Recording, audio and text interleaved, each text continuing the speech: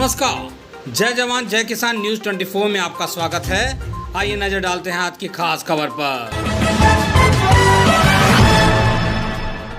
जिला इटावा में ज्ञान ज्योति एकेडमी स्कूल एक दिल में स्थित है। स्कूल के प्रबंधक कल्पना दीक्षित पिछले कई साल से शिक्षा के क्षेत्र में जुड़ी हुई हैं। प्रबंधक कल्पना दीक्षित ने बताया कि कोरोना काल के समय में भी ऑनलाइन लगवा रहे थे क्लासेस। प्रबंधक कल्पना दीक्षित ने कहा, शिक्षा उस शेरनी का दूध है जो पिएगा वो दहाड़ेगा। उन्होंने कहा कि बच्चों के ऊपर कोरोना के बाद से विशेष ध्यान दिया जा रहा है। प्रबंधक कल्पना दीक्षित ने कहा कि अपने जीवन में सिर्फ शिक्षा को आगे बढ़ाने के लिए हमने ये कदम उठाया है। उन्होंने कहा कि कोरोना के बाद से स्कूल में लगवा रही हूँ एक्स्ट्रा क्लासेस। देखिए जिला इटावा से पवन के साथ रोहित की एक खास रिपोर्ट।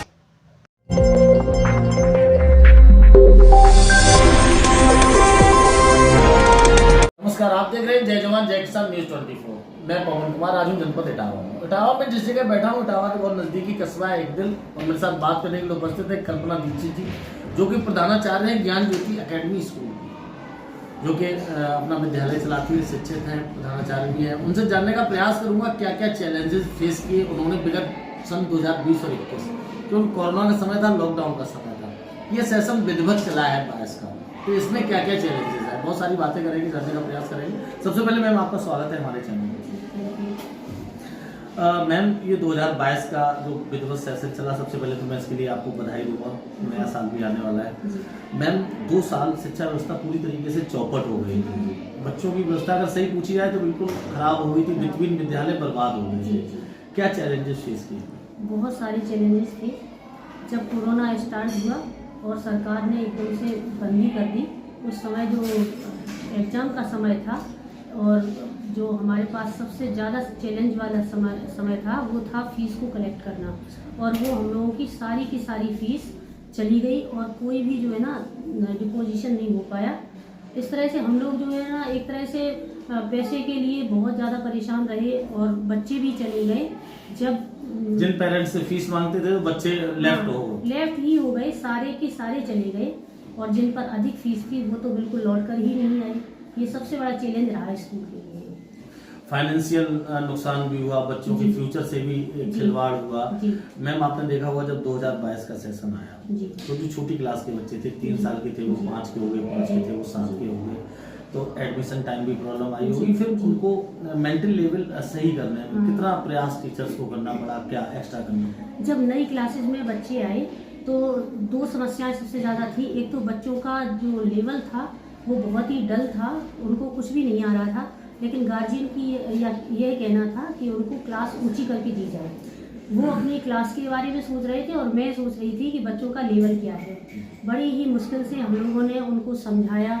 जो बच्चे बड़ी क्लास में जाने के लायक थे उनको तो किया, और जो नहीं थे उनको हमने नीचे ही क्लासों में लिया, जिससे कि उनका लेवल ठीक रहे और पढ़ाई आगे विधिवत चला सके। उनका मेंटल लेवल ठीक करने के लिए उनका कुछ एक्स्ट्रा क्लासेस वगैरह कुछ? जी, बहुत सारे प्रयास किए गए, क्लास में भी, क्लास के अदर भी, बाद में भी, हर तरह से उनका जो भी था 1 बाय 1 एक बच्चे को देखा गया कि उस बच्चे को क्या आता है। पूरी क्लास को ना देखकर एक बच्चे को देखा गया, जिससे कि उनका लेवल ठीक करने में हम लोगों को काफ़ी कठिनाई तो हुई, लेकिन हम लोगों ने उसे होल्डिंग कर लिया अच्छी तरह। क्या लगता है मैम, जैसे 2022 का सेशन हमारा अच्छा गया है जी, कितना मेंटल लेवल सही होने में हमने काफ़ी हद तक रिकवर कर लिया? रिकवर तो किया है, लेकिन ये लॉकडाउन के समय में हमें जहाँ तक समझ में आया है 2 समस्याएं बहुत ज़्यादा रही हैं। एक तो बच्चे घर पर रहे हैं तो उन्होंने जो है ना सोशल मीडिया का बहुत ज़्यादा यूज किया है, और उस यूज करने का उन्हें आज भी आदत पड़ गई है। कुछ बच्चे तो बिना यूज किए रह ही नहीं सकते, और परिवार वालों की भी नहीं सुनते, माता पिता की भी नहीं सुनते। घर घर की कहानी हो गई है। हम लोग यहाँ पर जितना सिलेबस वगैरह देते हैं याद करने के लिए, तो वो भी उन्हें बड़ा भार लगने लगता है और याद करने की इच्छा नहीं करते हैं। बड़ी ही मुश्किल से हम लोग थोड़ी कड़ाई भी करते हैं, प्रेम से भी पढ़ाते हैं, तब जाके वो थोड़ा रिकवर तो कर रहे हैं, लेकिन वो अंदाज नहीं है जो कि पहले था। कोरोना के पहले जो था वो अंदाज अभी रिदम नहीं आ पाई है, उसमें समय लगेगा। मेरा अंदाज है लगभग 1 सेशन और लग जाएगा, कम से कम 1 सेशन लग जाएगा। मैम आजकल जहाँ भी 2-4 लोग बैठते हैं, बुजुर्ग बैठते हैं, तो एक चर्चा का विषय हमेशा रहता है कि जब से CBSE इंग्लिश मीडियम का बोलबाला हुआ शिक्षा बेहतर हुई है, पर हमारे बच्चों का कहीं ना कहीं संस्कृत की कमी आई। पहले एक टाइम था जब हमारा आपका से जाते थे माँ बाप तो इसका प्रणाम, वो सब चीजें कहीं ना कहीं गुड मॉर्निंग हेलो हाय तक सीमित रही।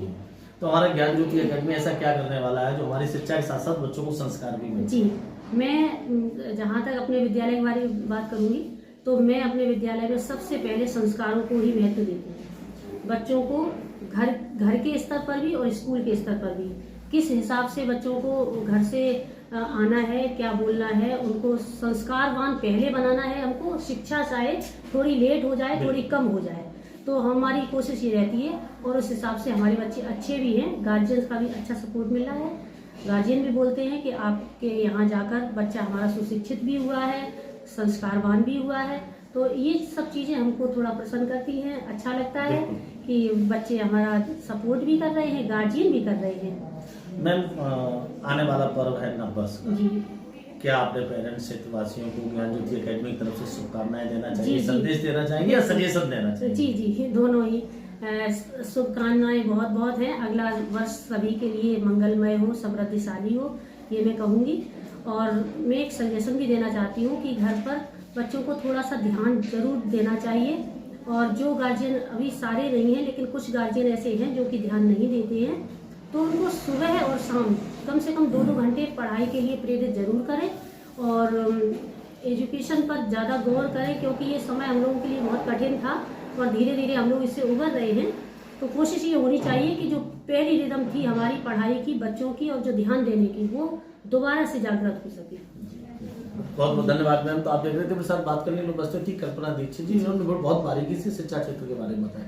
साथ ही उन्होंने जो सबसे महत्वपूर्ण बात की वो ये थी कि बच्चा 6 से 7 घंटे विद्यालय में रहता है, 16 से 17 घंटा घर पे रहता है। माँ बाप को भी स्कूल विद्यालय से मिलकर साथ चलना पड़ेगा। अगर बच्चे को 1 या 2 घंटे समय घर पर भी देना पड़ेगा, तभी जाके बच्चों का जो मेंटल लेवल गिरा है वो लेवल पे आ सकता है। मैं भी अपने चैनल के माध्यम से ज्ञान ज्योति अकेडमी की प्रधानाचार्य जी को बहुत बहुत बधाई और बच्चों को देना चाहता हूँ आने वाले नववर्ष की शुभकामनाएं। आपको भी शुभकामनाएं। पल पल की खबरों को देखने के लिए चैनल को लाइक, सब्सक्राइब और शेयर जरूर करें।